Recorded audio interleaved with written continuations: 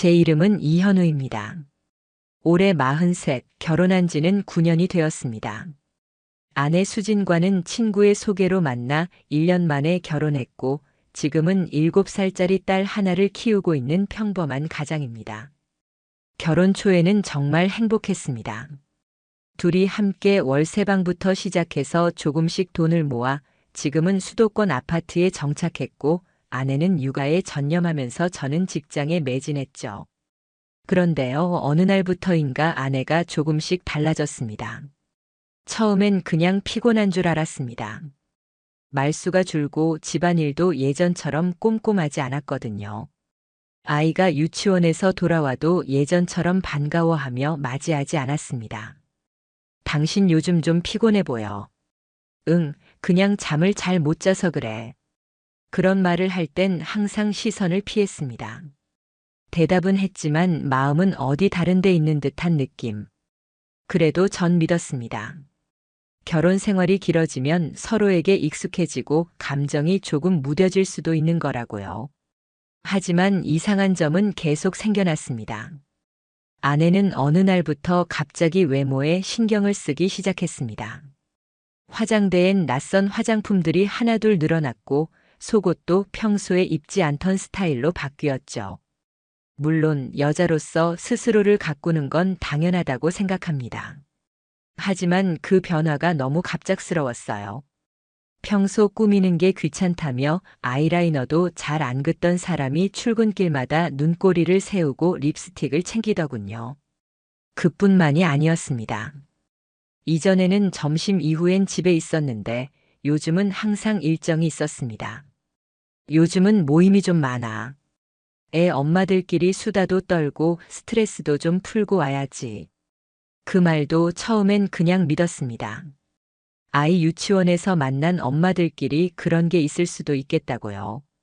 하지만 어느 순간부터 그 모임이 너무 잦아지기 시작했습니다. 일주일에 한두 번이던 외출이 이젠 거의 매일처럼 되어갔죠.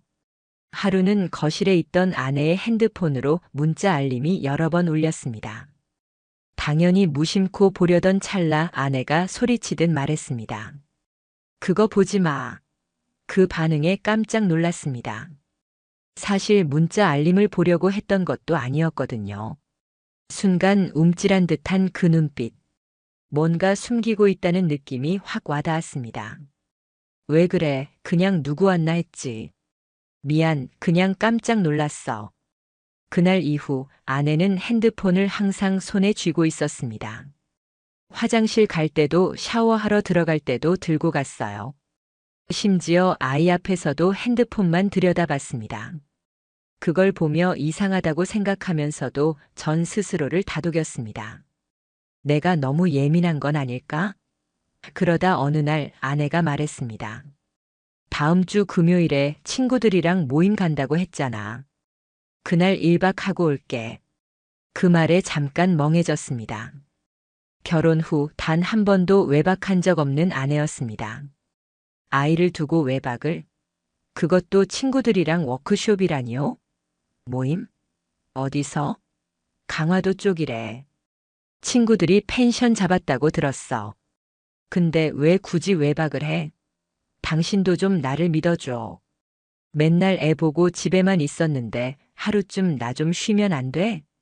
그렇게 말하는 아내에게 전 더 이상 말하지 못했습니다. 하지만 마음속에 단단한 불신이 피어오르기 시작했죠. 그날 밤 딸아이가 무심코 이런 말을 했습니다. 오늘 엄마가 아침에 화장실에서 아저씨랑 전화했어. 아저씨?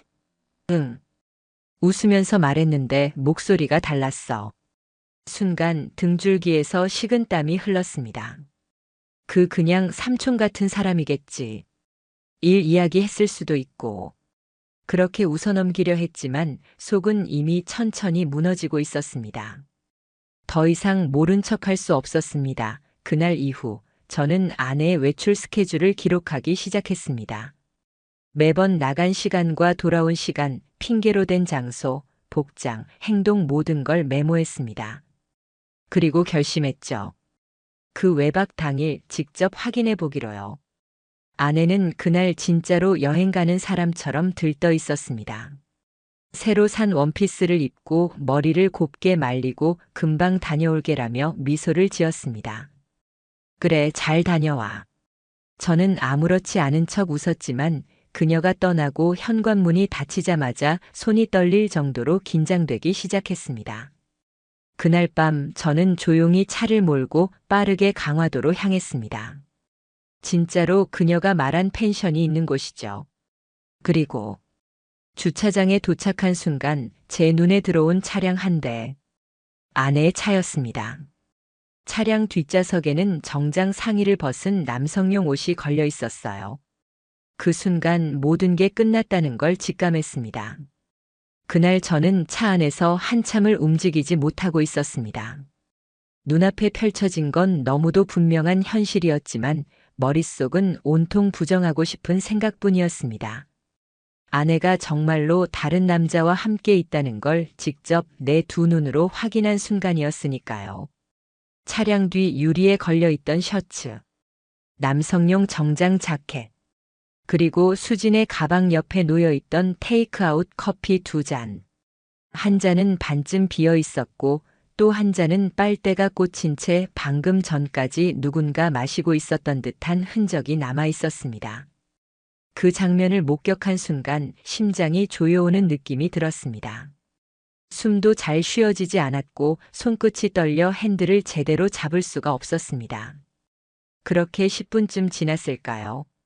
펜션 입구 쪽에서 낯선 남성이 모습을 드러냈습니다. 키는 크지 않았지만 다소 말쑥했고 손에는 편의점 봉투를 들고 있었습니다. 그 뒤를 따라 나온 사람은 아내였습니다. 제 아내 수진이 그 남자의 팔을 잡고 자연스럽게 걸어 나오고 있었습니다. 두 사람은 대화를 나누며 웃고 있었고 아내는 머리를 넘기며 익숙한 손길로 그 남자의 팔을 토닥였습니다. 그 순간 모든 것이 선명해졌습니다. 아내는 지금 단순히 바람을 피운 게 아니라 이중 생활을 하고 있었습니다. 저와는 가족으로, 그와는 연인으로. 돌아가는 길은 아무런 생각도 들지 않았습니다.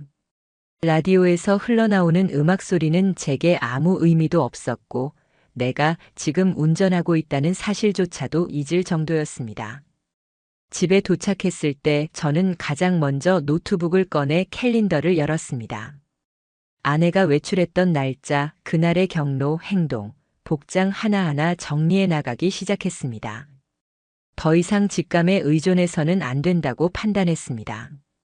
확실한 증거를 확보해야 했습니다. 아내가 돌아오기 전까지 어느 정도의 시간이 있었고 그 기간 동안 저는 증거를 준비를 해두기로 했습니다.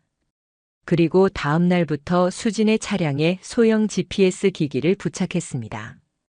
스마트폰으로 위치를 실시간으로 확인할 수 있는 모델이었죠.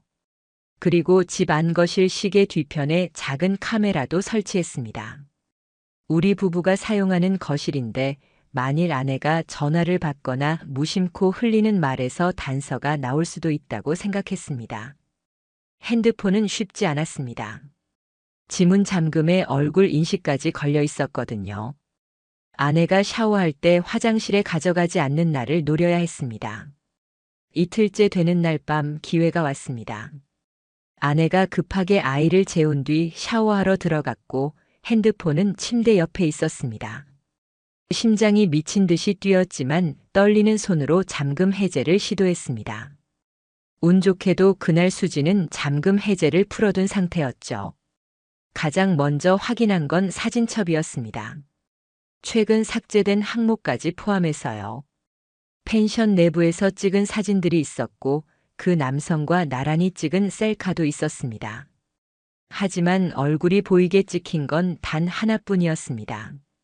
남자는 모자와 마스크를 쓴 상태였지만 눈빛과 자세, 체형만으로도 그가 아까 그 사람이란 걸 알 수 있었습니다. 그 다음으로는 카카오톡 채팅창을 하나씩 열어보았습니다. 그 남자는 장민혁이라는 이름으로 저장되어 있었습니다. 내용을 보는 순간 숨이 턱 막혔습니다. 다음엔 호텔로 가자. 거긴 너무 추웠어. 자기 오늘 화장 완전 예뻤어. 남편한테도 이렇게 하지. 그 인간한텐 미안하지도 않아. 그냥 애 때문에 붙어 있는 거지. 조금만 더 모아서 같이 살자. 우리만의 집에서.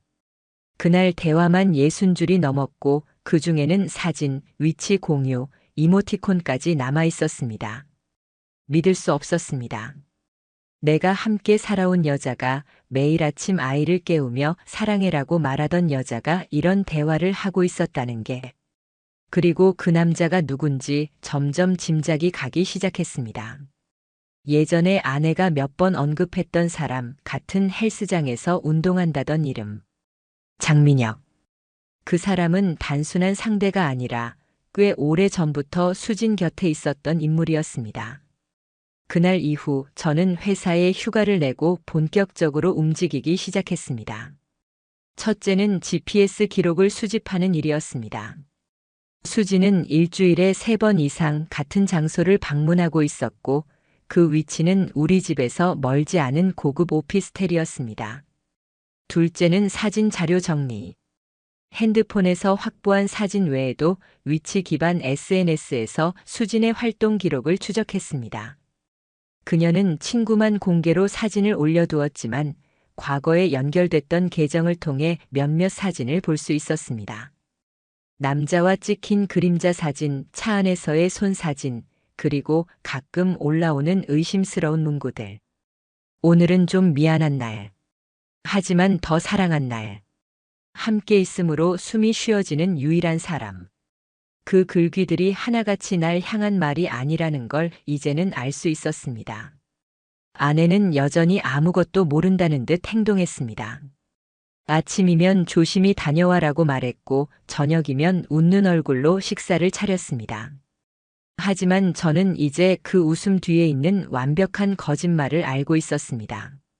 내가 이 사람과 함께 살아온 9년이 이렇게 끝나는 건가? 그 생각을 하니 속이 문드러졌습니다. 이대로는 안 되겠다고 다짐했습니다. 이제는 행동할 때가 된 거였습니다. 그날은 평일이었습니다. 아내는 평소처럼 아침밥을 차리고 아이 도시락을 챙기며 말했죠. 오늘은 운동 끝나고 친구랑 점심 약속 있어. 오후엔 늦을 수도 있어. 그래. 조심히 다녀와. 전 고개를 끄덕이며 평소와 다름없는 표정을 지었습니다. 하지만 속으론 모든 동선이 머릿속에 그려져 있었습니다. 그녀가 운동을 가지 않을 거라는 것도, 점심은 친구가 아닌 다른 사람과 먹을 거라는 것도, 그리고 오후에 어딘가로 사라질 거라는 것도요. 아내가 현관문을 나서고 나서 10분쯤 후 저는 조용히 움직였습니다. 아내의 차량이 향하는 방향과 도착 시간을 실시간으로 확인하며 그녀의 목적지를 미리 예측한 뒤 도보로 이동할 수 있는 거리에 차를 세워두고 근처 카페로 들어가 노트북을 켰습니다. 위치는 오피스텔. 그녀가 지난 한 달간 반복적으로 드나들던 장소였습니다. 어제도 그제도 그 전주에도 모두 같은 장소. 카페 창가 자리에서 오피스텔 입구가 보이는 방향을 택했습니다. 조금 있자 수진이 등장했습니다. 헐렁한 트레이닝복을 입고 운동 후인 척 모자를 눌러 쓴 채 나타났습니다. 그녀는 주위를 둘러보더니 아무런 망설임 없이 공동 현관 비밀번호를 눌러 안으로 들어갔습니다. 카드키가 아니라 암기한 번호로요. 이곳이 처음이 아니라는 뜻이겠지요. 20분쯤 지나 제가 의심하던 남자 장민혁이 모습을 드러냈습니다. 간편한 슬리퍼에 반팔티, 손엔 아내가 가져온 것으로 보이는 커피. 그는 문을 열고 아내를 마중 나왔습니다. 그리고 문이 닫히기 직전 둘은 서로의 허리를 감싸 안더군요. 그 장면을 보는 순간 제 눈앞에 있던 커피잔이 덜덜 떨릴 정도로 손에 힘이 들어갔습니다. 심장이 뛰는 게 아니라 머릿속에 뜨거운 피가 역류하는 기분이었고 어디선가 그만해, 여기서 멈춰라는 속삭임과 지금 이딸 들어가서 끝장을 바라는 외침이 동시에 들려왔습니다. 하지만 저는 들어가지 않았습니다. 차갑게 이성을 붙잡고 핸드폰 카메라를 켰습니다. 입구에서 나란히 손을 잡고 웃는 모습. 현관 비밀번호를 누르는 수진의 손. 민혁의 팔에 기댄 수진의 얼굴. 그리고 애정 장면. 그 모든 순간을 영상과 사진으로 남겼습니다. 모든 것을 끝낼 결정적인 증거가 될 장면들이었죠. 그날 밤 아내는 아무 일 없다는 듯 집에 들어왔습니다. 그녀의 얼굴엔 피로가 묻어 있었고 아이는 잠들어 있었습니다. 운동 힘들었어? 응. 근육통이 좀 있네. 당신은 오늘 어땠어? 괜찮았지. 집안일 정리하고 시간 보냈어. 그렇게 아무렇지 않은 대화가 오갔지만 그 순간 제 안에서는 모든 것이 끝났다는 확신이 들었습니다. 더 이상은 이 사람과 같은 공간에서 숨 쉬는 것조차 제 양심에 대한 모욕이었으니까요. 다음 날 아내가 아이를 유치원에 데려다 주러 나간 사이 저는 그녀의 노트북과 태블릿, 핸드폰 백업 데이터를 모두 정리했습니다. 아이클라우드와 구글 포토에 남겨져 있던 여행지 사진, 영상, 음성 메모, 그리고 삭제된 메시지까지 복구했습니다. 우리 이대로 살아도 될까? 미안해, 자꾸 내 남편 생각나서 찝찝했는데 이제 괜찮아. 그녀가 보낸 문자였습니다. 아내는 죄책감 따윈 없었습니다. 단지 불편함이 있었을 뿐이죠. 그리고 그 불편함조차 민혁이 달래준다는 대화가 이어졌습니다. 그들에겐 저라는 존재는 그냥 이혼 타이밍을 고민하게 만드는 귀찮은 존재에 불과했던 겁니다. 그 주말 전 마지막 확인을 위해 민혁의 직장을 찾아갔습니다. 아내가 말했던 대로라면 그는 소형 피트니스 센터를 운영하고 있었습니다. 가보니 의심은 사실로 드러났습니다. 민혁은 평소 회원들에게 유부녀 클라이언트들한테 인기 많다며 장난처럼 말하고 있었고 수진과 찍은 셀카도 자신의 사무실 책상 뒤에 살짝 숨겨놓은 상태로 붙어 있었습니다. 누가 봐도 사귀는 사이라는 걸 알 수 있는 수준이었습니다. 심지어 두 사람이 여행 간 뒤 찍힌 인증샷도 센터 인스타그램에 가려서 올라와 있었더군요. 풍경 사진 뒤 그림자 실루엣. 그건 제 결혼 사진 속 수진의 실루엣과 똑같았습니다. 그날 밤 저는 아내를 마주 앉혔습니다. 조용히 노트북을 켰고 하나하나 사진을 보여주기 시작했습니다.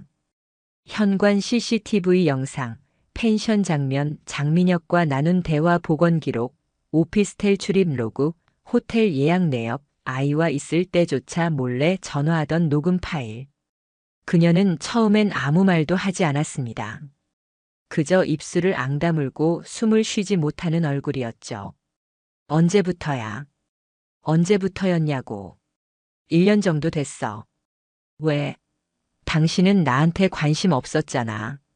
맨날 일에만 빠져서 내가 뭘 원하는지도 뭘 두려워하는지도 몰랐잖아. 그녀의 변명은 제가 예상했던 것보다 훨씬 초라했습니다. 그건 불륜의 이유가 될 수 없다고 더는 설명하지 말라고 조용히 말했습니다. 그날 밤 아내는 아이 방에서 잠을 잤고 전 한참을 침대에 앉아 있었습니다. 어떻게 이 상황을 마무리할 것인지, 법적 절차는 어떤 순서로 밟을 것인지, 아이에겐 어떻게 설명해야 할 것인지. 그 모든 게 머릿속을 떠나지 않았습니다. 그리고 결심했습니다. 이건 단순한 배신이 아닙니다. 이건 계획된 기만입니다. 그에 걸맞는 방식으로 돌아가야 한다고요. 다음 날 아침 저는 아내에게 말을 꺼냈습니다. 오늘부터 각자 방 쓰자. 앞으로는 부부로서의 일상은 없다. 그녀는 묵묵히 고개만 끄덕였습니다. 그리고 아이가 깨기 전까지 단 한마디도 하지 않았습니다. 하지만 저는 알고 있었습니다. 그녀는 이제 스스로도 감당할 수 없을 만큼의 파국 속으로 걸어 들어왔다는 걸요. 첫 번째로 움직인 건 변호사 상담이었습니다. 인터넷으로 여러 법무법인을 검토하고 상간 소송과 이혼 전문으로 평가가 높은 곳에 예약을 잡았습니다. 면담 당일 저는 증거 자료를 모두 정리해 USB로 제출했습니다. 펜션과 오피스텔 출입 영상, 카카오톡 메시지 백업, 호텔 영수증과 예약 내역, 민혁의 직장 정보, 그리고 결정적으로 두 사람의 얼굴이 함께 나온 사진. 변호사는 자료를 조용히 검토한 후 말했습니다. 이 정도면 매우 강력한 소송이 가능합니다. 특히 상대 남성이 유부녀인 걸 알면서 관계를 지속했고 주기적으로 만남을 가졌다는 점에서 법원은 위자료 청구를 받아들일 확률이 높습니다. 이혼 절차는 어떻게 진행하죠? 상대가 유책 배우자이기 때문에 협의 이혼은 필요 없습니다. 바로 재판으로 가는 게 더 유리하죠. 자녀 양육권도 현재 정황으로 봐선 남편 쪽이 훨씬 유리합니다. 저는 고개를 끄덕였습니다. 가장 중요한 건 제 딸입니다. 집으로 돌아오자마자 노트북 앞에 앉았습니다. 그리고 아내 앞으로 조심스럽게 이메일을 보냈습니다. 제목 변호사 상담 결과 공유. 우리 이혼하자. 나는 더 이상 이 결혼 생활을 유지할 이유도 감정도 남아있지 않아. 변호사 상담했고 모든 자료는 준비되어 있어. 내가 먼저 민혁과의 관계를 정리하고 딸을 중심에 두고 남은 시간을 조용히 마무리하는 게 좋을 거야. 그게 아니라면 법원에서 보자. 보내기 버튼을 누르고 난 뒤 속이 뻥 뚫리는 느낌이 들었습니다. 물론 그게 평온함은 아니었습니다. 하지만 내가 아무것도 하지 못한 채 속고 있지만은 않았다는 차가운 위로 같은 거였죠. 그날 밤 아내는 제게 말을 걸어오지 않았습니다. 대신 문 쪽에서 들려오는 울음소리를 한참 동안 듣고 있었습니다. 하지만 전 위로하지 않았습니다. 그녀의 눈물이 진심이든 아니든 그건 저에겐 아무 의미가 없었기 때문입니다. 며칠 후 변호사의 권유에 따라 민혁의 주거지 및 사업장 출입 영상을 수집하기 위해 전문 업체를 통해 사설 탐정을 의뢰했습니다. 생각보다 일이 빨랐습니다. 단 4일 만에 그놈에 대한 정보를 파악할 수 있었습니다. 그리고 그 남자가 과거에도 유부녀와의 관계로 상간소송에 휘말린 적이 있다는 진술까지 확보되었습니다. 그 순간 제 분노는 감정을 넘어서 행동의 확신으로 바뀌었습니다. 이제 준비는 모두 끝났습니다. 이혼 소장과 함께 상간소송 대상자 장민혁에 대한 소장도 같이 법원에 접수했습니다. 상대방에게는 예고 없이 송달이 갈 것이고 그 순간부터는 피해자인 척할 여지도 없게 될 것입니다. 그런데 소장이 접수되고 정확히 이틀 뒤 그놈에게서 직접 연락이 왔습니다. 처음엔 모르는 번호였고 받지 않으려 했지만 저는 그가 어떤 표정을 하고 어떤 목소리로 전화했을지 궁금했습니다. 여보세요? 이현우 씨 맞으시죠? 혹시 그 수진이 일 때문에 그러시는 거면 오해가 있으신 것 같아서. 어떤 오해죠? 호텔 들어가는 장면, 팔짱 끼고 애정행각 펼치는 영상. 그게 오해입니까? 상대는 말문이 막힌 듯 조용해졌고 곧 말을 더듬으며 말했습니다. 그게 수진 씨가 결혼 생활이 사실상 파탄났다고 남편분이 거의 따로 살다시피 한다고 했거든요. 저는 웃음이 나올 뻔했습니다. 아이랑 같이 사는 남편이 따로 산다는 소리를 믿었어요? 법정에서 그 얘기 꼭 다시 해주세요. 판사님도 궁금해하실 테니까. 그리고 전 조용히 전화를 끊었습니다. 수지는 그날 이후 제게 직접 사과하거나 설명을 하려 들지 않았습니다. 다만 이메일로 딸 양육권은 자신이 가져가고 싶다며 내용 증명을 보냈을 뿐이었습니다. 하지만 이미 저는 모든 준비를 끝내고 있었습니다. 딸과의 평소 관계, 등하원 기록, 급식 준비, 학교 행사 참여 사진들 모두 제가 직접 했던 것들. 수지는 그걸 몰랐던 겁니다. 아버지로서의 역할을 저는 단 한순간도 게을리한 적이 없었다는 걸요. 4주 후 첫 재판이 열렸습니다. 수지는 말을 아꼈고 민혁은 나오지 않았습니다. 대신 법률 대리인을 통해 분류는 맞지만 진심이 아니었다는 황당한 입장을 내놨습니다. 하지만 이미 모든 자료가 준비되어 있었고 재판부는 즉시 다음 심리를 지정하며 증거 영상 일부를 검토하겠다고 밝혔습니다. 그들은 이제부터 저지른 일에 대한 정당한 책임을 지게 될 것입니다. 재판은 총 3번의 심리로 마무리되었습니다.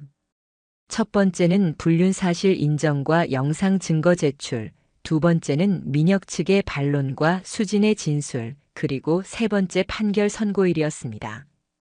법정에 들어가기 전까지 제 손은 땀이 나고 있었습니다. 하지만 저는 스스로에게 되뇌었습니다. 이건 감정이 아닌 원칙이다.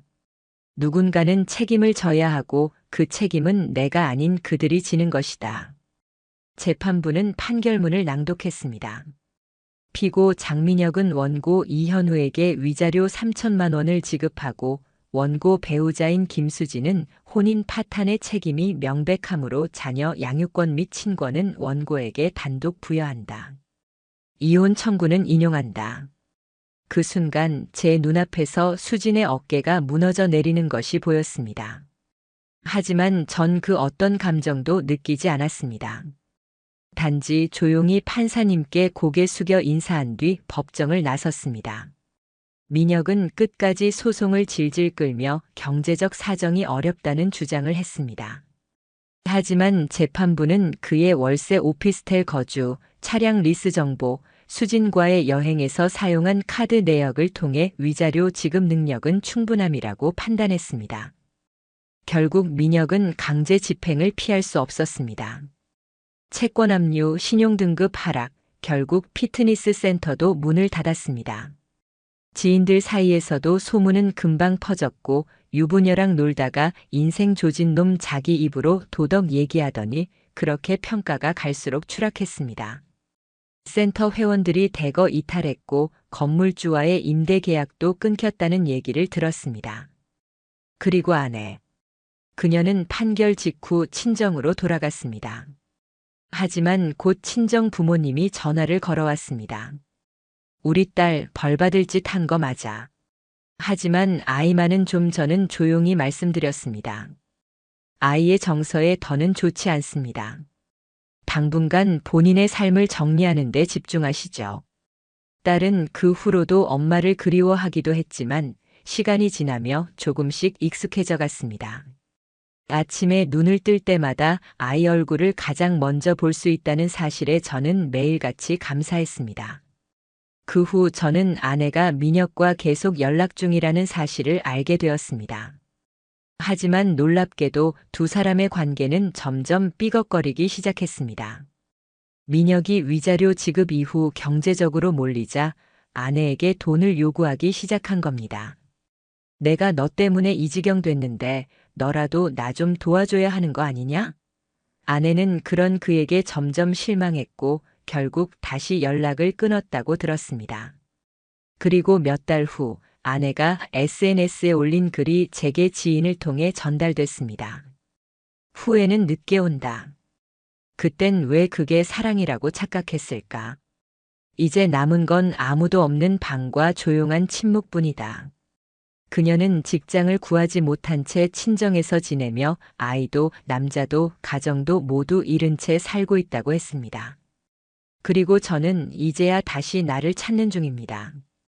혼자서 아이를 키우는 일은 물론 쉽지 않습니다. 하지만 아이가 웃는 얼굴로 아빠 하고 달려올 때면 모든 고통이 잊히는 듯합니다. 아이와 함께한 첫 여행, 처음으로 만들어 본 도시락, 유치원 운동회에서 아빠 혼자 뛰던 그날 이 모든 순간이 제가 살아야 할 이유이자 복수보다 더 큰 위로가 되어줬습니다. 마지막으로 하고 싶은 말은 하나입니다. 불륜은 실수가 아닙니다. 그건 하나하나 계획된 선택이고 그 선택의 대가는 반드시 따라옵니다. 저는 끝까지 지켜봤고 법이 제 편이 되어주었고 무너진 삶을 다시 일으켜 세웠습니다. 그리고 오늘 당신 앞에 당당히 말할 수 있습니다. 저는 지지 않았습니다. 입이 마르면 그냥 노아일까요? 몸이 보내는 마지막 경고입니다. 안녕하세요. 건강백서 채널입니다. 오늘은 많은 분들이 단순한 노화로 여기고 지나치기 쉬운 증상, 바로 입마름에 대해 이야기해 보려 합니다. 입이 마르다는 건 단순히 불편한 증상이 아닙니다. 우리 몸이 조용히 그러나 분명하게 보내는 경고일 수 있습니다. 아침에 일어나면 입안이 바짝 마르고 물을 자주 마시는데도 갈증이 해소되지 않고 말을 할 때나 음식을 삼킬 때마다 불편한 감각이 이어진다면 그건 단순한 건조함 그 이상을 의미할 수 있습니다. 많은 분들이 이렇게 말합니다. 입이 마른 건 그냥 나이 들어서 그런 거지. 하지만 입마름은 노화가 아니라 몸의 균형이 무너지고 있다는 신호일 수 있습니다. 우리 몸에는 침샘이라는 조직이 있어 하루에도 1리터에서 1.5리터의 침을 분비합니다. 이 침은 음식물을 부드럽게 삼키도록 도와줄 뿐 아니라 입속 세균을 억제하고 점막을 보호하며 전신 면역을 유지하는 데 중요한 역할을 합니다. 그런데 이 침샘의 기능이 저하되면 단순히 입안이 마르는 것을 넘어 면역력 저하, 위장 기능 이상, 잦은 염증, 심지어 자율신경의 불균형까지 이어질 수 있습니다. 침 분비를 조절하는 주체는 자율신경계, 특히 미주신경입니다. 미주신경은 심장, 폐, 위장, 간, 신장까지 몸 전체의 장기들을 연결하고 조율하는 중심축입니다. 이 신경이 스트레스, 잘못된 자세, 수면 부족 등으로 무너지기 시작하면 가장 먼저 영향을 받는 곳이 침샘입니다. 입이 마르다는 건 곧 미주신경이 제대로 작동하지 않고 있다는 신호이며 이는 전신의 기능 저하로 이어질 가능성이 있다는 뜻입니다. 입마름은 종종 다음과 같은 증상들과 함께 나타납니다. 혀가 갈라지거나 입안이 헐고 침이 줄면서 삼키기 어려워지고 입 냄새가 나거나 음식 맛이 이상하게 느껴지기도 하며 결국 소화 불량, 불면, 두근거림 같은 자율신경 증상까지 이어집니다. 이처럼 입마름은 단독 증상이 아니라 몸 전체의 상태가 서서히 무너지고 있다는 시작점일 수 있습니다. 그렇다면 어떻게 회복할 수 있을까요? 하루 단 3분 침샘을 자극하고 자율신경계를 회복하는 생활 루틴을 제안드립니다. 첫 번째, 혀 돌리기 운동입니다. 입을 다문 채 혀를 천천히 시계 방향으로 10회, 반대 방향으로도 10회 돌려줍니다. 혀의 움직임은 침샘을 직접 자극하는 가장 효과적인 방법입니다. 두 번째, 귀 밑샘 마사지입니다. 턱 아래에서 귀 뒤쪽까지 손가락으로 원을 그리며 부드럽게 문질러 줍니다. 하루 3번, 식후나 취침 전에 1분에서 2분씩 하면 충분합니다. 세 번째, 깊은 폭식 호흡입니다. 배를 부풀리며 천천히 숨을 들이마시고 내쉴 때는 배를 납작하게 눌러줍니다. 이 호흡은 미주신경을 자극하고 침샘 기능을 회복시켜 줍니다. 네 번째, 수분 섭취 습관입니다. 물을 자주 천천히 마시는 것이 중요합니다. 특히 미지근한 물을 하루 1.5리터에서 2리터 정도 꾸준히 마셔주세요. 마지막으로 자극적인 음식 줄이기입니다. 짠 음식, 매운 음식, 카페인, 알코올은 침 분비를 방해하므로 줄여야 합니다. 특히 자기 전 3시간은 음식과 음료를 삼가주세요.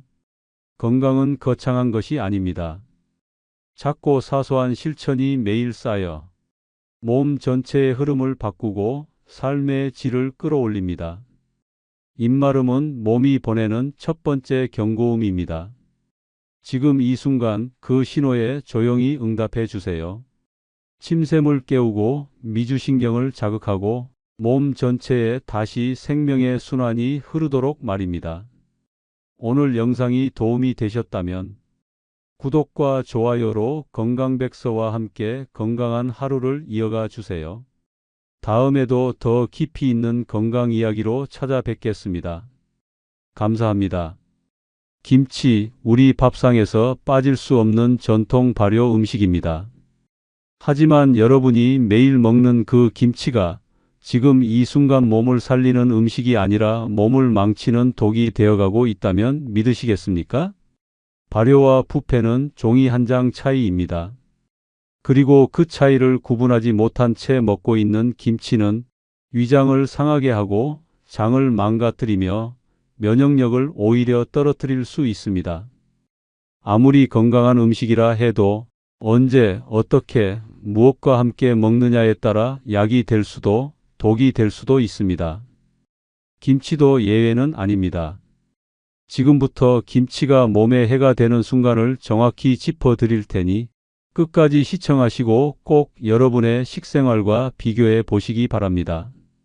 그리고 이 영상이 유익했다면 댓글로 여러분만의 김치 먹는 습관을 남겨주세요. 누군가의 건강을 지킬 수 있는 중요한 한마디가 될 수 있습니다. 김치는 한국인의 대표적인 건강 발효 식품입니다. 배추, 고춧가루, 마늘, 생강, 젓갈 등 다양한 식재료가 어우러져 식이섬유와 유산균, 항산화 성분이 풍부한 식품으로 알려져 있죠. 잘 숙성된 김치는 유산균이 활발히 생성되어 장내 환경을 개선하고 소화를 도와주며 면역력을 높여주는 데 효과적입니다. 또한 김치에 사용되는 마늘과 고춧가루는 항균 작용을 하며 대사 기능을 활성화시키는 데 도움을 줍니다. 하지만 여기서 반드시 짚고 넘어가야 할 점이 있습니다. 바로 발효와 부패는 전혀 다른 생물학적 현상이라는 사실입니다. 발효는 우리 몸에 유익한 미생물이 작용하여 좋은 방향으로 음식이 숙성되는 과정입니다. 반면 부패는 해로운 세균이나 곰팡이가 음식물의 단백질, 당 등을 분해하면서 독성 물질을 생성하는 현상입니다. 이 둘은 시간이 지날수록 겉으로는 비슷해 보여도 내부에서는 완전히 다른 변화가 일어납니다. 김치는 일정 온도와 시간 내에서 적절하게 숙성되어야 발효 효과를 기대할 수 있습니다. 하지만 냉장 보관이 잘 이루어지지 않거나 오래 방치된 김치는 발효를 넘어서 부패로 접어들게 됩니다. 특히 김치에서 산패된 냄새가 나거나 점액질이 심하게 생기고 색이 탁하거나 어두워진 경우 이미 부패가 시작되었을 가능성이 매우 높습니다. 이러한 상태의 김치를 섭취하면 장내에 해로운 세균이 유입되어 복통, 설사, 위염 등 각종 소화기계 질환을 유발할 수 있습니다. 또한 김치의 부패는 단순한 위장 문제만을 일으키는 것이 아닙니다. 장기적으로는 만성 염증, 장내 미생물 불균형, 면역력 저하까지 유발할 수 있습니다. 특히 면역력이 약한 어린이, 노인, 임산부의 경우 오래되고 상한 김치를 먹을 경우 식중독의 위험까지도 동반됩니다. 2020년 한 식품안전연구소 조사에 따르면 가정에서 2주 이상 냉장 보관한 김치 중 약 14%에서 기준치를 초과하는 부패균이 검출되었습니다. 이는 적절한 보관이 이루어지지 않았을 경우 발효식품이 얼마나 빠르게 독성식품으로 전환될 수 있는지를 보여주는 단적인 예입니다. 그렇다면 김치를 건강하게 먹기 위해서는 어떻게 해야 할까요? 첫째, 김치는 4도 이하의 냉장 상태에서 보관해야 합니다. 일반 냉장고보다 온도가 낮은 김치 냉장고에 보관하는 것이 가장 이상적입니다. 냉장고에서 자주 꺼내고 다시 넣는 일이 반복되면 내부 온도가 쉽게 올라가면서 발효 속도가 비정상적으로 빨라지고 곧 부패로 이어질 수 있습니다. 둘째, 김치통은 자주 열지 말고 가능한 한 소분에서 꺼내 쓰는 것이 좋습니다. 김치가 공기와 접촉하는 시간이 길어질수록 산화와 부패가 촉진됩니다. 항상 청결한 수저나 집게를 사용하고 손으로 직접 만지지 않는 습관도 중요합니다. 셋째, 김치는 적정 숙성 시기에 먹는 것이 가장 좋습니다. 일반적으로 김치는 숙성 후 2주에서 한 달 사이에 유산균이 가장 활발히 생성되며 그 이후에는 점차 유익균이 감소하고 유해균이 증가하는 경향이 있습니다. 시중에서 판매되는 포장 김치의 경우에도 유통기한이 지나기 전에 섭취하고 개봉 후에는 5일 이내에 먹는 것을 권장합니다. 넷째, 김치를 먹을 때 반드시 함께 먹는 음식도 고려해야 합니다. 김치와 라면, 김치와 고기, 김치와 인스턴트 음식의 조합은 맛은 좋을지 몰라도 건강에는 좋지 않은 영향을 줍니다. 짠 음식과 기름진 음식이 결합되면 나트륨 과다 섭취, 소화기 부담, 혈압 상승 등을 유발할 수 있습니다. 반대로 김치와 함께 먹으면 좋은 음식도 있습니다. 두부, 생채소, 현미밥, 해조류와 같이 알칼리성 식품과 함께 섭취하면 김치의 산성 성분을 중화시켜 장내 환경을 보다 건강하게 유지하는 데 도움이 됩니다. 특히 발효된 김치는 산도가 높기 때문에 위산과다나 속쓰림을 자주 겪는 분들은 반드시 중화식품과 함께 섭취하는 것이 좋습니다. 또한 김치를 담글 때 사용하는 재료도 중요합니다. 젓갈이 너무 많거나 고춧가루가 과도하게 들어가면 발효 과정에서 가스와 점액이 심하게 발생하고 부패 속도도 빨라질 수 있습니다.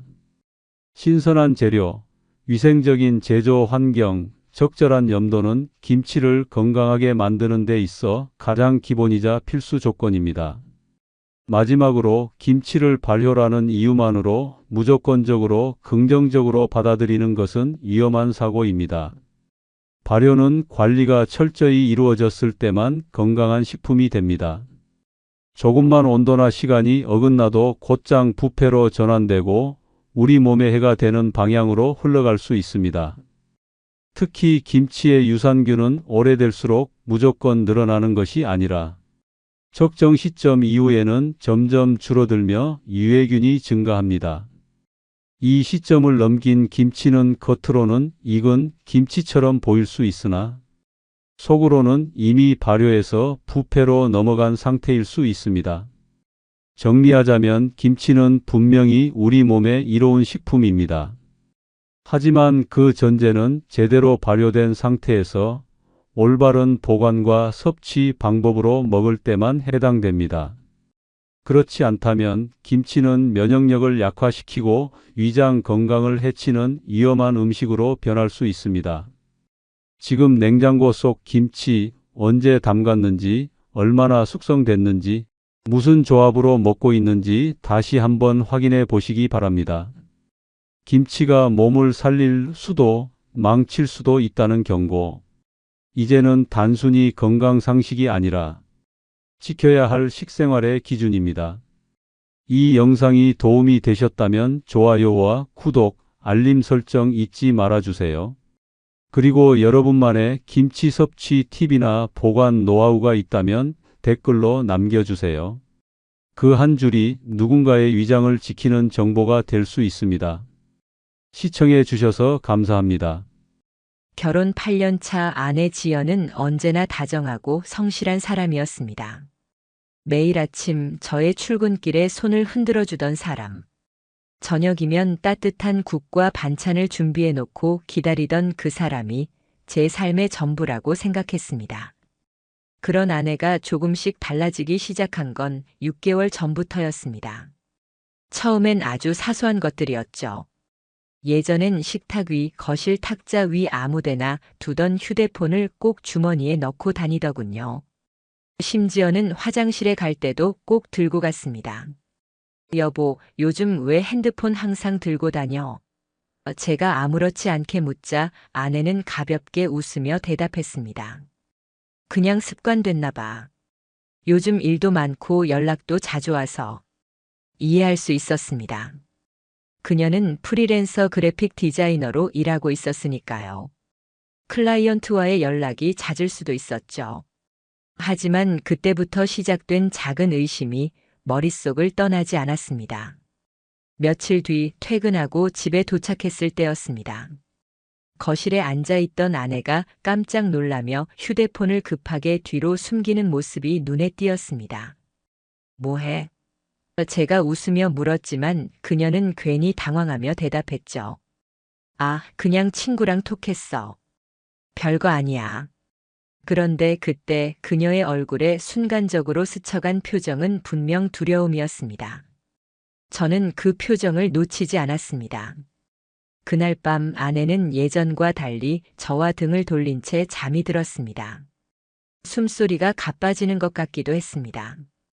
그 모습이 어쩐지 낯설었습니다. 며칠 뒤 평소처럼 저녁을 먹던 중에 지연의 휴대폰에 알림이 떴습니다. 화면에 살짝 보인 메시지의 일부. 오늘도 고마웠어. 다음엔 더 좋은 곳으로 갈게. 보낸 사람의 이름은 저장되어 있지 않았습니다. 누군데 그래? 저는 괜히 물었습니다. 아내는 무심한 척 답했습니다. 아, 클라이언트야. 작업 때문에 몇 번 만났거든. 하지만 그때 그녀의 손이 살짝 떨리는 걸 저는 봤습니다. 그날 밤 잠든 아내 옆에서 저는 계속 뒤척였습니다. 뭔가 잘못되고 있다는 직감이 들었거든요.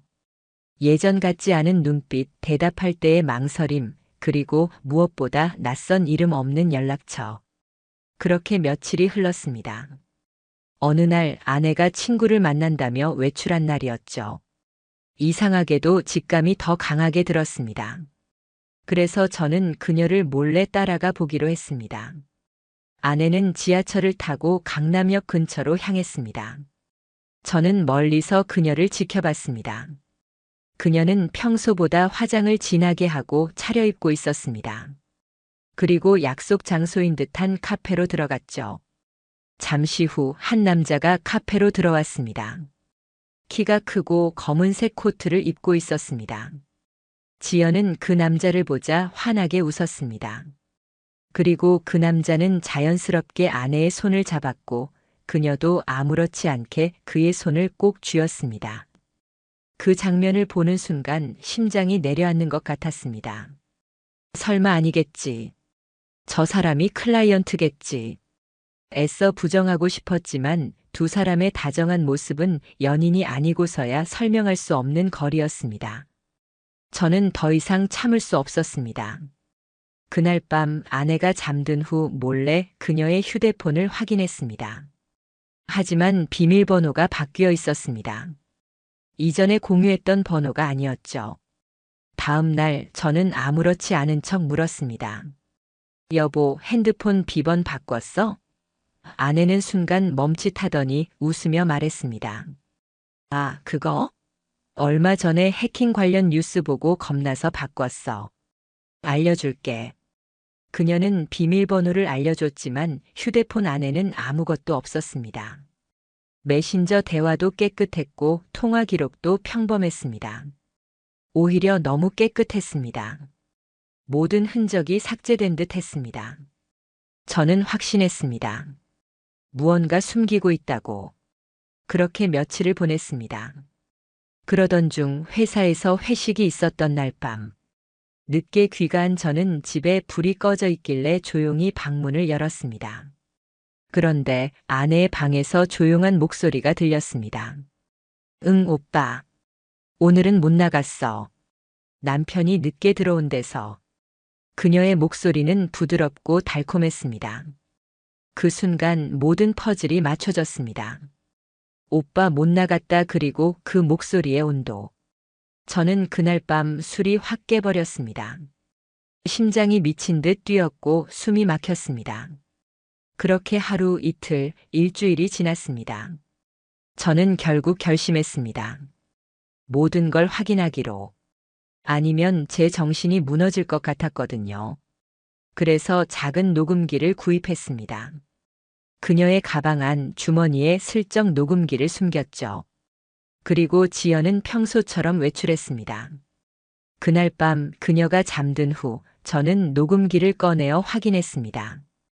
오늘도 예뻤다. 오빠 이런 말 들으면 안 되는데 그래도 기분 좋아요. 걱정 마. 곧 정리할 거야. 그들의 대화는 너무도 노골적이었습니다. 사랑한다는 말, 몸이 그립다는 말, 그리고 저에 대한 비아냥까지. 저는 손이 부들부들 떨렸습니다. 수년 동안 믿어온 사람이 이렇게 저를 기만하고 있었던 겁니다. 그날 이후 저는 잠도 제대로 잘 수 없었습니다. 속이 타들어가는 기분이었습니다. 머릿속엔 복수하고 싶다는 생각뿐이었습니다. 하지만 아직 확실하지 않았습니다. 그놈이 누구인지 어떤 놈인지, 그리고 그들이 얼마나 오래된 관계인지 저는 이제 시작하려 합니다. 그녀의 배신을 끝까지 파헤치고 그 놈과의 모든 관계를 낱낱이 밝혀내려고요. 그리고 그에 맞는 대가를 치르게 할 겁니다. 그날 이후 저는 더는 예전의 제가 아니었습니다. 사랑하던 아내의 배신을 직접 귀로 듣고도 모르는 척 웃어야 했습니다. 하루하루가 지옥 같았죠. 하지만 무턱대고 따질 수는 없었습니다. 증거가 있어야 했습니다. 명확하고 확실한 증거가. 저는 본격적인 추적을 결심했습니다. 지연의 모든 움직임을 파악해야 했죠. 그래서 가장 먼저 한 건 GPS 추적기였습니다. 작은 기기를 인터넷에서 구입해 지연의 차 밑에 몰래 부착했습니다. 그녀는 외출할 때마다 차를 사용했으니까요. 그 다음은 아내의 휴대폰. 직접 보기엔 쉽지 않았습니다. 그녀는 예전과 달리 집에서도 휴대폰을 손에서 놓지 않았거든요. 그래서 휴대폰 해킹 전문 업체를 수소문했습니다. 비용은 비쌌지만 망설임이 없었습니다. 며칠 뒤 업체를 통해 지연의 휴대폰 내역을 복원할 수 있었습니다. 그 안에는 차마 입에 담기 어려운 메시지들이 가득했습니다. 오빠, 오늘은 어떤 옷 입을까? 그날처럼 입으면 좋겠어? 혜야, 그거 알지? 내가 널 얼마나 갖고 싶어 하는지. 그들의 대화는 매일 밤 이어졌습니다. 이름조차 저장하지 않았지만 대화의 분위기만 봐도 둘의 관계는 명확했습니다. 그놈은 지연을 혜야라고 불렀고 아내는 오빠라고 불렀습니다. 대화에는 구체적인 장소와 시간, 그리고 언제 남편인 제가 출근하는지까지 공유하고 있었죠. 심장이 미친 듯 뛰었습니다. 분노와 배신감, 그리고 치욕감이 온몸을 휘감았습니다. 하지만 아직 얼굴을 봐야 했습니다. 그놈이 누구인지. 그래야 복수도 할 수 있을 테니까요. 그래서 GPS 위치를 매일 기록했습니다. 아내는 매주 월요일과 금요일 정기적으로 강남의 한 카페에 들렀습니다. 시간도 거의 일정했죠. 오후 2시. 저는 회사를 조퇴하고 그 카페로 향했습니다. 평범한 회사원인 척 노트북을 펼치고 자리를 잡았죠. 그때 문이 열리고 아내가 들어왔습니다. 심장이 덜컥 내려앉았습니다. 평소보다 화장도 진했고 옷차림도 세련됐더군요. 그녀는 잠시 후 누군가를 기다리는 듯 핸드폰을 확인했습니다. 그리고 5분쯤 지났을까? 한 남자가 카페로 들어왔습니다. 키가 크고 깔끔한 셔츠 차림. 얼굴도 인상 좋게 생겼더군요. 그가 아내 앞에 앉자 아내의 표정이 한순간에 밝아졌습니다. 마치 대학 시절의 풋풋한 연애를 하는 것처럼요. 그들은 서로의 손을 잡고 눈을 맞추며 대화를 이어갔습니다. 저는 멀찍이 앉아 그 광경을 지켜봤습니다. 가슴이 미어지는 것 같았습니다. 얼마나 지났을까요? 둘은 함께 카페를 나섰습니다. 저는 조심스럽게 그들을 뒤따랐습니다. 둘은 손을 잡고 강남의 한 호텔로 향했습니다. 평소 지나다니며 익숙했던 그 호텔이 그날따라 너무도 낯설고 비참하게 느껴졌습니다. 호텔 입구에서 그들이 손을 맞잡고 올라가는 모습을 끝까지 지켜봤습니다. 저는 숨을 참으며 카메라를 꺼내 그 모습을 모두 촬영했습니다. 호텔에 들어가는 그들의 뒷모습, 엘리베이터 버튼을 누르는 장면까지 모든 것을 기록했습니다. 돌아오는 길 정신이 멍했습니다. 나는 지금 뭘 하고 있는 걸까? 사랑했던 아내의 추악한 뒷모습을 직접 확인했는데도 어디선가 믿고 싶지 않은 마음이 들었습니다. 하지만 사진, 영상, GPS 기록, 휴대폰 복구 데이터까지 모든 것이 그녀의 배신을 증명하고 있었습니다. 그리고 그놈의 이름도 알게 됐습니다. 휴대폰 복구 데이터를 뒤지다가 사진 속에서 그놈의 명함을 발견했거든요. 이재훈 클리닉 대표 원장 의사였습니다. 강남의 유명한 피부과 원장. 인터넷에 검색해보니 잘생긴 외모와 실력으로 SNS에서도 꽤 유명한 사람이더군요. 그렇게 유명한 남자가 제 아내와 몰래 호텔을 드나들고 있었습니다. 그날 밤 저는 잠들지 못했습니다. 심장이 미친 듯 뛰고 온몸이 떨렸습니다. 이재훈, 내 놈 이름 절대 안 잊어버릴 거다. 그날 이후 저는 그들의 만남을 주기적으로 추적했습니다. 그들은 주 2회 정기적으로 만나며 호텔에 들렀습니다. 심지어 명절 전날까지 만나더군요.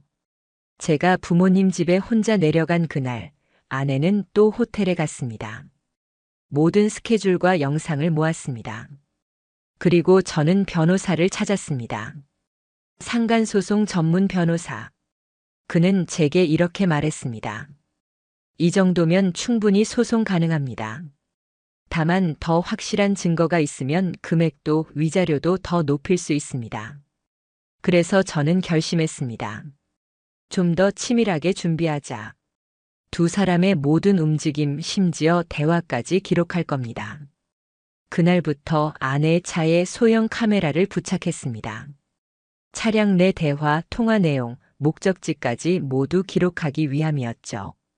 그리고 드디어 결정적인 장면을 포착했습니다. 그날도 호텔에서 나와 아내가 이재훈의 차에 탑승했습니다. 그리고 둘은 함께 그의 집으로 향했습니다. 거기서 주고받은 대화는 제 가슴에 대못을 박았습니다. 언제쯤 정리할 거야? 난 이제 지긋지긋해. 조금만 더 참아. 걔는 의심도 안 해. 돈 좀 더 모으면 이혼하고 우리 유럽 가자. 그들은 이혼을 전제로 모든 계획을 세우고 있었습니다.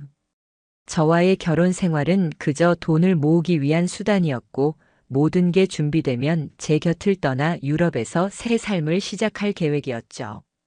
그 순간 저는 다짐했습니다. 절대 이대로 두지 않겠다고. 지금까지 모은 증거를 바탕으로 그리고 앞으로 확보할 더 많은 기록으로 그들을 반드시 무너뜨리겠다고. 그리고 그날 밤 또 다른 계획을 세웠습니다. 이재훈의 병원 명성, 평판. 그 모든 걸 박살낼 복수의 방법을요. 다음 단계는 그들의 추악한 관계를 법적으로, 사회적으로, 그리고 인간적으로 박살내는 일입니다. 저는 더 이상 미룰 수 없었습니다. 지금까지 모은 증거들만 해도 충분했지만 저는 더 철저하게 준비하고 싶었습니다. 그래야 이 복수가 확실하고 통쾌하게 끝날 테니까요. 먼저 변호사를 다시 찾았습니다. 상간소송과 이혼소송 전문으로 이름난 변호사였죠. 그에게 지금까지 모아둔 자료들을 차례차례 보여드렸습니다. 아내와 이재훈이 주고받은 문자, 호텔 출입 영상, GPS 이동 기록, 차량 내 대화 녹음, 그리고 그들의 사진까지. 변호사는 고개를 끄덕이며 말했습니다. 이 정도면 확실합니다. 재판에서 절대 질 일이 없어요. 상간소송, 이혼소송 모두 강하게 밀어붙일 수 있습니다. 그의 말에 마음이 놓이면서도 왠지 모를 허탈함이 밀려왔습니다. 사랑했던 사람이었거든요. 저를 오빠라고 부르며 웃던 사람이. 그런데 그 사랑이 전부 거짓이었다는 걸 저는 이제야 확신할 수 있었습니다. 복수하고 싶습니다. 그냥 위자료나 받고 끝내고 싶지 않아요. 저는 단호하게 말했습니다. 변호사는 잠시 생각하더니 조심스럽게 입을 열었습니다. 그렇다면 상간남의 사회적 지위에 타격을 주는 것도 방법입니다. 특히 저 사람은 의사잖아요. 의료윤리위원회에 신고하면 심사 대상이 될 수 있어요. 윤리 위반으로 면허 정지나 징계가 내려질 수도 있고요. 그 순간 머리가 맑아졌습니다. 의사 면허. 그놈의 모든 명예와 돈의 근원. 그걸 박살내야겠구나. 저는 변호사의 조언을 받아 대한의사협회에 윤리위반 신고를 준비했습니다. 환자 보호자와의 부적절한 관계, 진료를 빌미로 개인적 사적 만남을 가짐, 환자 개인정보 악용 의혹. 이 모든 조항을 구체적 증거와 함께 작성했습니다. 제보와 신고가 들어가면 협회 차원에서 진상조사를 벌인다고 했습니다. 이미 언론에도 몇 번 비슷한 일이 기사화된 적이 있었죠. 의사의 품위를 손상시키는 행위로 면허 정지까지 내려진 사례가 있었으니까요. 하지만 저는 여기서 멈추지 않았습니다. 조용히 그 병원의 리뷰 사이트, 커뮤니티, SNS에 익명으로 글을 올리기 시작했습니다. 병원 원장이 환자 보호자와 부적절한 관계를 맺고 있다더군요. 의사 품격 어디 갔나요? 고객 신뢰 깨지네요. 이런 식의 글들이 여기저기 퍼지자 병원 측은 발빠르게 대응하기 시작했습니다. 댓글 삭제, 신고, 변명 글까지 올렸지만 이미 늦었죠. 사람들은 더 자극적인 정보를 원했으니까요. 순식간에 그 병원은 평점이 떨어졌고 예약 취소가 이어졌습니다. 며칠 뒤 병원 SNS 계정이 비공개로 전환됐고 뉴스에는 강남 유명 피부과 원장, 불륜설이라는 제목의 기사까지 떴습니다. 정확히 이름이 언급되진 않았지만 지역과 설명만으로도 그놈인 걸 알 수 있었습니다. 그때쯤 아내가 이상함을 눈치챘는지 저에게 말을 걸었습니다. 여보, 요즘 왜 이렇게 바빠? 무슨 일 있어? 저는 태연하게 웃으며 대답했습니다. 응, 회사 일이 좀 복잡해서. 걱정 마. 저는 아무렇지 않은 척했지만 사실 속으로는 웃고 있었습니다. 너희가 모르는 사이 모든 덫은 이미 다 쳐놨다. 그리고 변호사에게 들은 말. 곧 법원에서 소환장이 갈 겁니다. 그쪽은 정신없이 대응할 준비하겠죠. 며칠 후 예상대로 아내는 법원에서 날아온 서류에 경악했습니다. 침실에서 소리가 들렸습니다. 이게 뭐야? 이게 진짜야? 그녀는 초췌한 얼굴로 저에게 다가왔습니다. 여보, 이게 뭐야? 상간소송이라니 이게 무슨 소리야? 저는 담담하게 말했습니다. 다 알고 있어. 내가 이재훈이라는 놈과 어떤 짓을 했는지. 호텔에서, 차 안에서, 그리고 그의 집에서 주고받은 대화까지 다 알아. 아내의 얼굴이 하얗게 질렸습니다. 그게 무슨 소리야? 무슨 증거가 있다고 그런 말을 해? 저는 휴대폰을 꺼내 사진, 녹음, GPS 기록, 영상들을 차례차례 보여줬습니다. 그녀는 무릎을 꿇었습니다. 미안해. 진짜 미안해. 한순간의 실수였어. 용서해줘. 다시 시작할 수 있잖아, 우리. 그때 저는 처음으로 냉정하게 말했습니다. 너무 늦었어. 넌 내 아내였지만 지금부터는 내 적이다. 법정에서 보자. 그녀는 흐느끼며 방으로 들어갔고 저는 그 모습을 보며 조금의 연민도 느끼지 않았습니다. 그녀는 내 인생의 수년을 농락했으니까요. 그 죄값 제대로 받아야 합니다. 그리고 며칠 뒤 이재훈에게도 법원 소장이 전달됐다는 소식을 들었습니다. 병원도 윤리 위반 조사에 착수했고 평판은 이미 바닥으로 추락 중이었습니다. SNS에는 병원 폐업 루머까지 돌기 시작했죠. 하지만 이건 시작에 불과합니다. 다음 단계는 법정. 저는 그곳에서 그들의 거짓말을 모두 까발리고 이혼 소송과 상간 소송에서 반드시 이겨낼 겁니다. 그리고 그 대가로 그놈의 의사 면허와 지연의 사회적 삶을 박살내줄 생각입니다.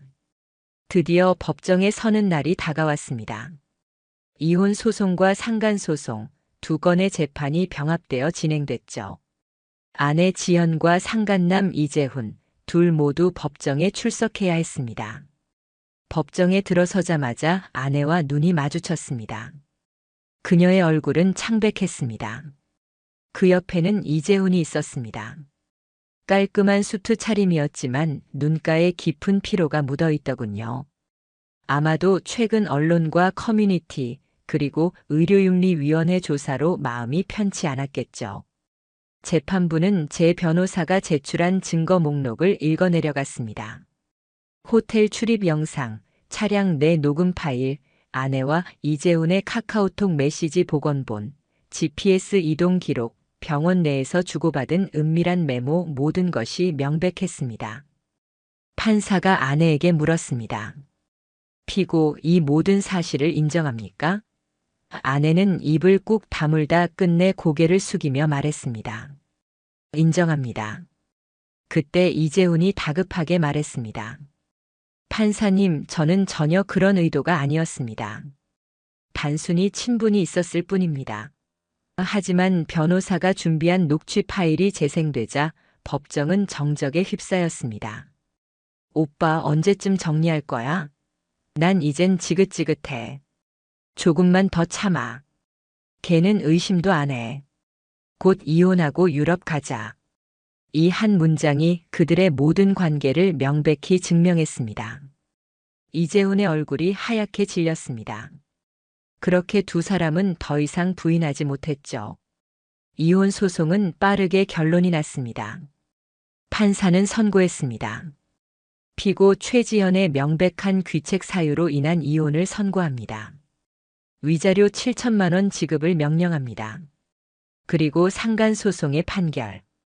피고 이재훈에게 정신적 피해와 사회적 명예훼손의 책임을 물어 5천만 원의 배상금 지급을 명령합니다. 법정에서 선고가 내려지는 그 순간 저는 참았던 한숨을 내쉬었습니다. 복수의 절반은 이룬 셈이었습니다. 며칠 뒤 대한의사협회에서도 연락이 왔습니다. 이재훈의 의료윤리위원회 심의 결과 의료인의 품위를 심각하게 훼손한 행위로 6개월 면허 정지와 함께 강력한 윤리 징계가 내려졌습니다. 뿐만 아니라 그가 대표로 있던 병원도 폐업 수순에 들어갔습니다. 이미 환자들의 예약 취소가 잇따르고 있었고 악성 리뷰가 쏟아졌거든요. SNS에는 불륜 의사 강남의 파렴치한 원장이라는 별명이 따라다녔습니다.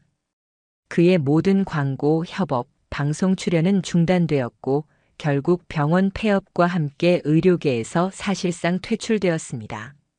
아내도 마찬가지였습니다. 이혼 후 그녀는 부모님 집으로 쫓겨갔다고 들었습니다. 가족들도 그녀의 배신에 크게 실망했고 결국 고향에서도 소문이 퍼져 얼굴을 들고 다니기 힘든 상황이 되었다더군요. 친구들도 그녀와의 연락을 끊었다고 했습니다. 그렇게 두 사람은 사회적으로도 완전히 몰락했습니다. 이재훈은 SNS에서 한때 잘 나가던 계정을 닫았고 아내는 연락할 사람도 없는 상태로 전락했죠. 그리고 저는 평온한 일상을 조금씩 되찾아갔습니다. 물론 상처는 여전했지만 복수는 충분히 달성했습니다. 제 인생에서 가장 배신감이 컸던 순간, 그리고 그 배신에 대한 철저한 응징. 그게 저를 다시 살아가게 만든 이유였습니다. 하지만 아직 마지막 한 수가 남아 있었습니다. 그 두 사람에게 진짜 지옥을 선사할 준비가 끝나가고 있었죠. 법정에서의 승리, 이재훈의 의사 면허 정지, 지현과의 이혼, 그리고 그들의 사회적 몰락까지. 이쯤이면 충분하지 않냐고 묻는 사람도 있을 겁니다. 하지만 저는 아니었습니다. 그들이 제게 남긴 배신의 깊이는 그렇게 간단히 끝날 수 있는 일이 아니었으니까요. 저는 그들을 진짜 지옥으로 보내기로 했습니다. 그리고 그 준비는 이미 한참 전부터 진행하고 있었죠. 지연의 부모님 집 주소, 그곳에 아내가 있다는 소식을 알게 됐습니다. 그녀는 그곳에서 조용히 숨죽이며 살고 있었죠. 그런데 아내의 아버지는 지역에서 꽤 이름난 퇴직 공무원이었습니다. 가문의 명예를 중요시하고 체면을 중시하는 집안이었죠. 그래서 저는 그 지역의 온라인 커뮤니티와 맘카페, 중고거래 사이트 등의 한 남편의 고백이라는 제목의 글을 올렸습니다. 사랑했던 아내의 배신, 의사와의 불륜 이혼 소송과 상간소송 승소, 그리고 의사의 면허 정지까지. 그런데 이름은 굳이 밝히지 않았습니다. 대신 결정적인 단서를 남겼죠. 그녀는 땡땡 지역 퇴직 공무원의 딸입니다. 현재 본가에 숨어 지낸다고 들었습니다. 사람들의 입은 생각보다 더 빠르고 잔인했습니다. 단 하루 만에 지연의 가족에게 소문이 돌았고 결국 그녀의 아버지는 모든 사실을 알게 됐죠. 그 소문을 못 이긴 지연의 아버지는 지연을 집에서 내쫓았다고 합니다. 그녀의 어머니는 눈물로 손절을 선언했고 형제들도 연락을 끊었다는 얘기를 들었습니다. 지연은 결국 원룸촌에 월세를 얻어 숨어 살게 됐습니다. 일도 못 구했습니다. 배신자, 불륜녀, 상간녀라는 낙인이 그 사람의 이름보다 더 강했으니까요. 그리고 이재훈. 면허 정지 후 그는 병원을 아예 접고 해외로 도피하듯 떠나려 했습니다. 그런데 저는 이미 그의 출국 금지 요청을 해뒀죠. 횡령, 세금 탈루 정황을 변호사와 함께 포착하고 국세청에 제보한 겁니다. 이재훈은 출국장에서 체포됐습니다. 그의 병원 운영 과정에서 여러 편법적인 자금 운영이 있었다는 사실이 드러났거든요. 불륜뿐만 아니라 경제사범으로까지 낙인 찍힌 그 남자. 결국 그는 구속됐고 언론에 얼굴과 이름이 낱낱이 공개됐습니다. 의사 불륜남 탈세로 구속. 그 기사 제목이 포털 메인을 장식했을 때 저는 커피를 마시며 미소 지었습니다. 지연은 알바로 생계를 겨우 유지하며 친구 하나 없는 세상에 홀로 남았습니다. 이재훈은 감옥에서 하루하루를 보내며 출소해도 면허를 영영 회복할 수 없는 처지였죠. 그리고 저는 이제야 평온했습니다. 가끔 지연이 보낸 카톡이 오곤 했습니다. 미안해. 너무 미안해. 나 이렇게 살고 있어. 한 번만 나 좀 용서해줘. 읽고는 답장하지 않았습니다.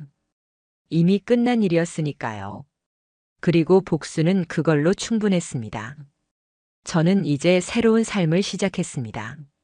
새로운 사람, 새로운 인연, 그리고 다시 믿어도 될 사람들과 함께요. 가끔 그들의 비참한 근황이 들려옵니다. 어딘가에서 술에 취해 비틀거리는 지연, 구속된 후 출소했지만 아무도 받아주지 않는 이재훈. 그들의 삶이 이제부터가 진짜 지옥일 겁니다. 나는 그걸 알기에 더는 복수할 필요도 없죠. 이미 그들의 삶은 내가 아니라 스스로 무덤을 판 셈이니까요. 그리고 저는 매일 아침 이렇게 다짐합니다. 2번 다시 나를 속이는 사람에겐 내 손으로 끝까지 지옥을 보여주겠다고. 이것이 제 이야기의 끝입니다. 그리고 그들의 끝이기도 합니다.